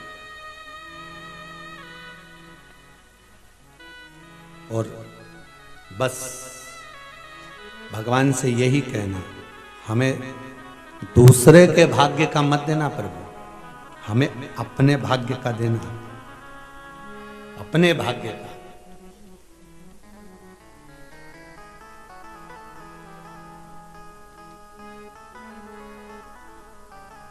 हमें दूसरे के भाग्य का नहीं चाहिए, हमें अपने भाग्य का देना। महाराज, रावण, ए लंकाधिपति लंकेश, तूने बिना सोचे समझे मेरे ऊपर एक उंगली उठा दी, और एक उंगली जब हम किसी पर उठाते हैं तो ये 3 उंगलियां अपने भीतर जाती है कि तुम अपने अंदर झांक कर देखिए, तुमने गलत किया। लंकाधिपति रावण हंसकर बोला,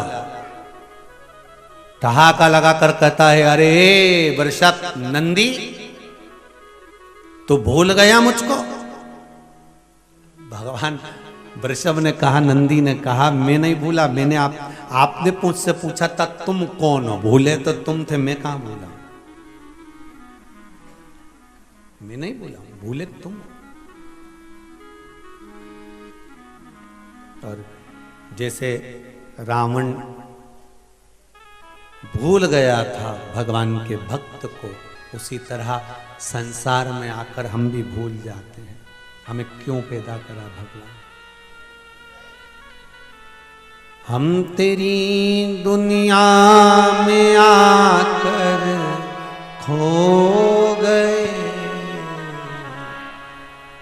कर ना सके हरि भजन और सो गए, कर ना सके हरि भजन और सो। संसार सागर में आने के बाद हम भी भूल गए, माता के गर्भ में उल्टे लटके हुए थे, दोनों मुष्टिकाएं बंद थी, प्रार्थना कर रहे थे, हमें माता के गर्भ से बाहर निकाल दे, हम भजन करेंगे। पर अब गर्भ से बाहर भी निकले, भगवान ने कहा चलो इतनी प्रार्थना कर रहा है, मुष्टिका बंद, अंदर प्रतिज्ञा कर रहा है मैं बाहर आऊंगा, भजन करूंगा। पर जैसे ही बाहर आया भजन से दूर हो गया। शंकर भगवान के गण, ध्यान देना, 33 कोटि देवता हैं, तो 33 कोटि देवताओं से बराबरी समझ लो उतने गण भी है। तो पूछा कि ये 33 कोटि देवताओं, तो इतने सारे भगवान शंकर के गण क्यों हैं, इतने गण क्यों? तो कहा ये गणों का एक काम है, मृत्यु लोक में जाना, और मृत्यु लोक में जाकर भगवान शंकर के भक्तों को छांटना, उनके दुखों को दूर करना। उनके मन की बात शिव तक ले जाकर कहना।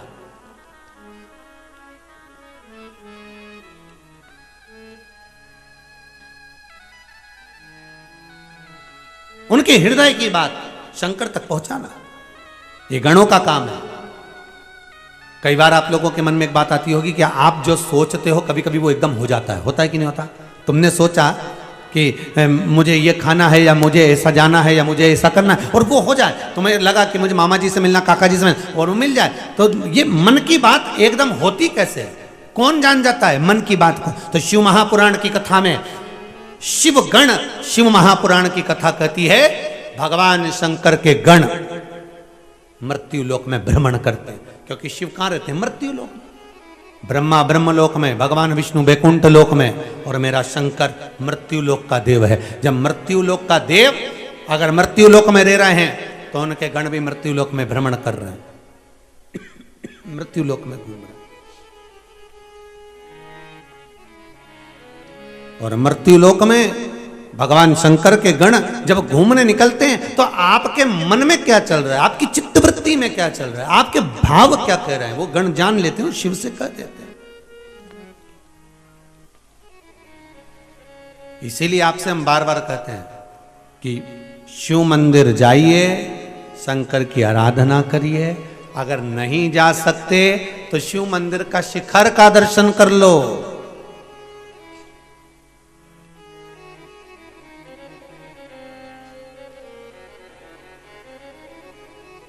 शिव मंदिर की चौखट का दर्शन कर लो।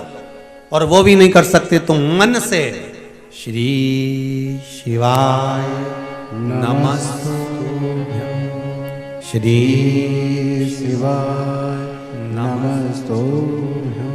भगवान के चरणों को नमन करो। अच्छा, मंदिर भी हमको एक सीख दे देता है।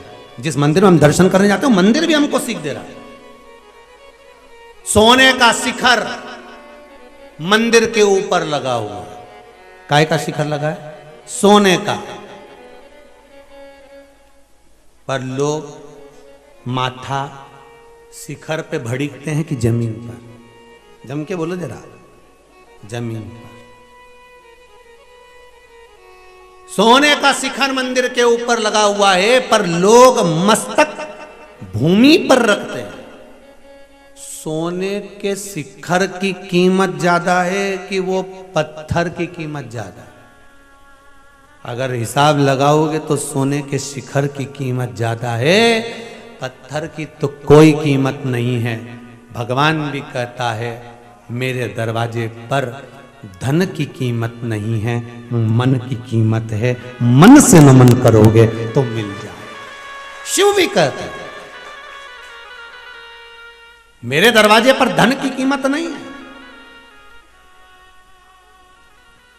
मेरे दरवाजे पर मन की कीमत है। आप मन से आओ, धन से नहीं। हम तो आपसे इतना सा कहेंगे, कभी आपसे ये नहीं कहा इस व्यासपीठ से कि आप जाकर इतना दे आना। नहीं नहीं, आप तो भगवान के दरवाजे पर एक लोटा पानी लेकर जाना और शिव से आराधना कर कर आना और भगवान से कहना जरूर कि तेरा ही दिया मैंने खाया। बाबा इतनी कृपा करना, एक लोटा पानी लेकर आ रही हूं, समर्पित कर रही हूं, ये आपके चरणारविंद में। मेरे पास जो है मैं तुझे दे रही हूं, पर इतना विश्वास है घर में लौटूंगा खाली यहां से, ये जमाना तुझे क्या कहे। भगवान से अगर मैं खाली चले गया ना तो दुनिया के लोग यही कहेंगे, बताओ वो सियोर वाला महाराज तो इतना चिल्ला चिल्ला के कहता है शंकर के मंदिर जाओ, शंकर की आराधना करो, पशुपति व्रत करो, शिव की आराधना करो, शिव की आराधना करो, और खाली अगर रह गया तो उसमें महाराज का कुछ नहीं घटने वाला। घटेगा किसका? लोग क्या कहेंगे? शिव की आराधना करने का बोला था, महाराज की आराधना करने का तो ना बोला था। लिखा किसी ने पत्र में।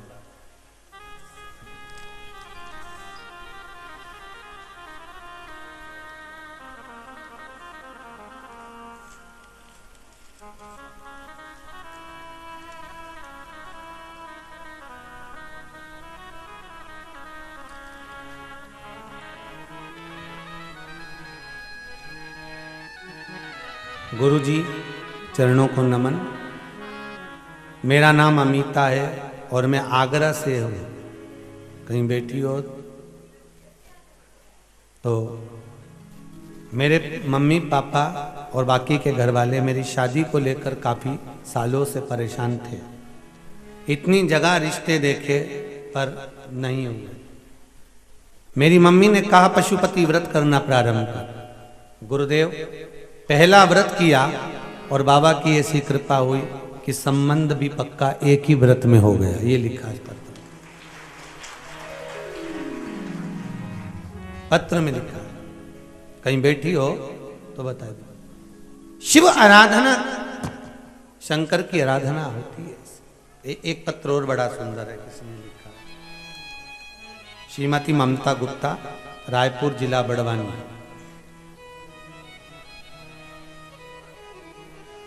आप ही ने लिखा है। माइक देना है।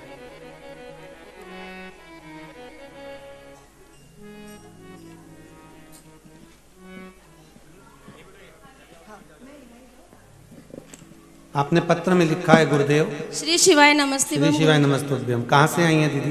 राजपुर जिला बड़वानी। जिला बड़वानी से। आपने पत्र में 2 चीजें लिखी है, बड़ी सुंदर लिखी है। हाँ सर। क्या बाबा ने कृपा करी है?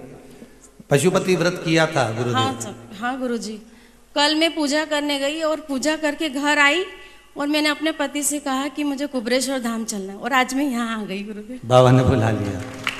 एक और चीज आपने लिखी है, दूसरा बाबा की कृपा ऐसी हुई हाँ कि बेटे का तबीयत बहुत खराब थी गुरुजी और मैंने आपके पीपल के पत्ते वाला उपाय किया और 2 घंटे बाद मेरा बच्चा अच्छा स्वस्थ होकर खेलने लग गया। बाबा की कृपा, बाबा की कृपा जिसकी हो विराजमान होइए। हर हर महादेव। महादेव। यही शिव की कृपा। आप दिल से अगर रिझा रहे हो उसको, आप दिल से अगर निवेदन कर रहे हो उसको, आप दिल से कह रहे हो उसको, तो वो क्यों ना सुने।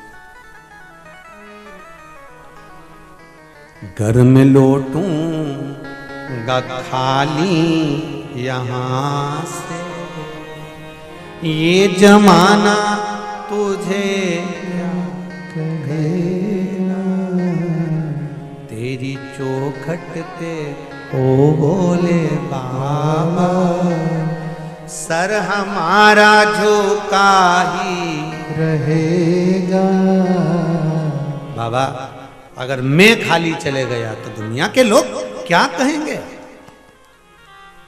और आप सबसे फिर निवेदन करता हूं, बहुत बहुत निवेदन कर रहा हूं, इस व्यासपीठ से आपसे निवेदन कर रहा हूं कि शिव मंदिर में जाओ तो विश्वास लेकर जाना और यह विचार कर कर जाना कि आप शंकर भगवान के गण हो। हमें निंदा नहीं सुनना शंकर की, हमें शिव की निंदा नहीं सुनना। अगर कोई हमारे शंकर की निंदा करे, शंकर के भजन की निंदा करे, शिव उपासना की निंदा करे, या तो हमें पलट कर जवाब दे देना है या उसको चुप कर कर वापिस आ जाना। हम शिव की निंदा नहीं सुन सकते। और कोई कहे क्या कर रहे हो शंकर की, उससे कह देना आप कर रहे हो क्या, आपने बताया है क्या।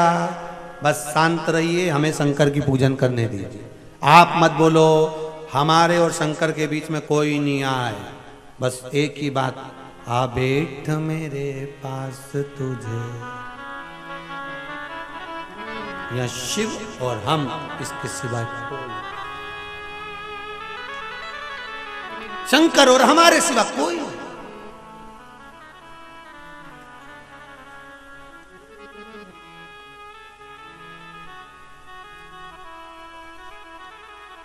कोई कह रहा था गुरुजी हमारा मन हो रहा है कि जहां कुबरेश्वर धाम बन रहा है इसके आसपास में कहीं जमीन खरीद के हम बड़ी सी होटल बना ले। हमने कहा बना के क्या करोगे? अरे भगत लोग आते हैं, थोड़ी अच्छी चलेगी। हमने कहा यहाँ हमारा ही नहीं चल रहा, यहाँ तो शिव का चलता है, जो कुछ चलती शिव की चलती। और होटल में लोग जाके रहेंगे तो ये बाबा के धाम के कंकर संकर में हर पल हर घड़ी उनको तो यहीं भोजन, यहीं बाबा का दर्शन और यहीं पड़े रहना है। तो क्यों आदमी होटल जाएगा? तीर्थ में जाने के बाद अगर एसी के रूम में सोकर आप अपना जीवन बर्बाद कर रहे हो तो तीर्थ जाना छोड़ दो। तीर्थ में तो ऐसे जाना कि शरीर में कष्ट होना चाहिए। शरीर में तीर्थ में जब कष्ट होता है तब भगवान तुरंत मिल जाता है। कष्ट शरीर में होना चाहिए। और तीर्थ में जाने के बाद भी अगर एंजॉय कर रहे हो, तीर्थ में जाने के बाद भी फुल एंजॉयमेंट का जीवन जी रहे हो तो तुम्हारा तीर्थ जाना बेकार है। वहां जाने के बाद शरीर में कष्ट हो, भूख लग रही हो और भोजन की तड़प हो, तब भोजन करने में आनंद आता है। शरीर में, इंद्रियों में जब कष्ट होता है, भगवान से मिलने की जब एक जिज्ञासा उत्पन्न होती है, तब भगवान प्राप्त हो तो सुख मिलता है। वो गीत याद कर लो, तुझसे मिलने